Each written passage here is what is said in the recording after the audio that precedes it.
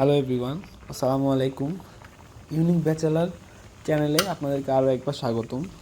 আজকে আমরা দেখাবো কিভাবে তেলাপিয়া মাছ দিয়ে শিম, বেগুন এবং টমেটো দিয়ে রান্না করবেন।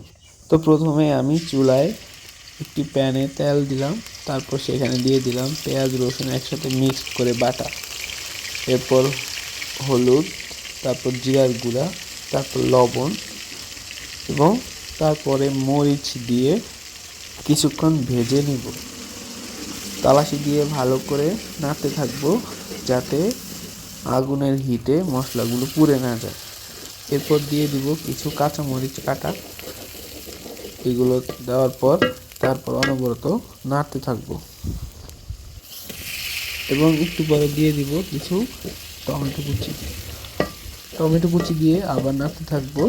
টমেটোগুলো কিছুটা সিদ্ধ হওয়া পর্যন্ত নাড়তে থাকবো।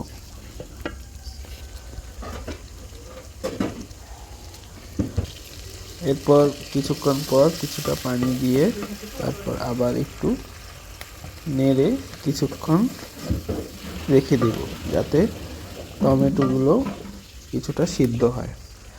আজকে আমি রান্নাটা করছি মাটির চুলায়।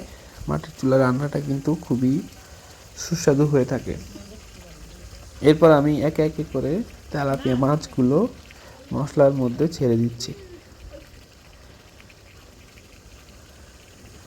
মাছগুলো দেওয়া হয়ে গিয়েছে। এখন আমি মাছগুলোকে একটু উলট পালট করে ভালোভাবে মশলার মধ্যে ডুবিয়ে দেওয়ার চেষ্টা করব। দেখতেই পাচ্ছেন মশলার কিন্তু একটা সুন্দর কালার এসেছে। এরপর মাছগুলোকে কিছুক্ষণ ধরে জাল করতে থাকবো। প্রায় 5 থেকে 7 মিনিট পর আমি তরকারি দেওয়া শুরু করতেছি। আমি প্রথমে দিয়ে দিব শিম। শিমগুলো কিন্তু খুবই মজার এবং শিমগুলোর অনেক বিচি আছে।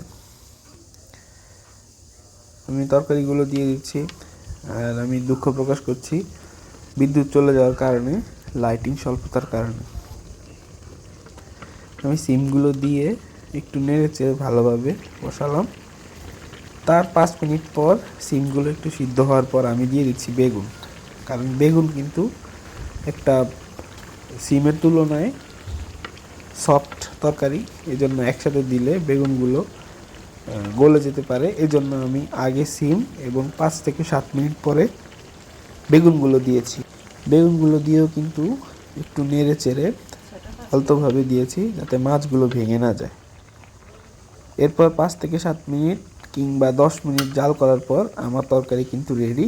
আর অসম্ভব সুন্দর একটা কালার এসেছে।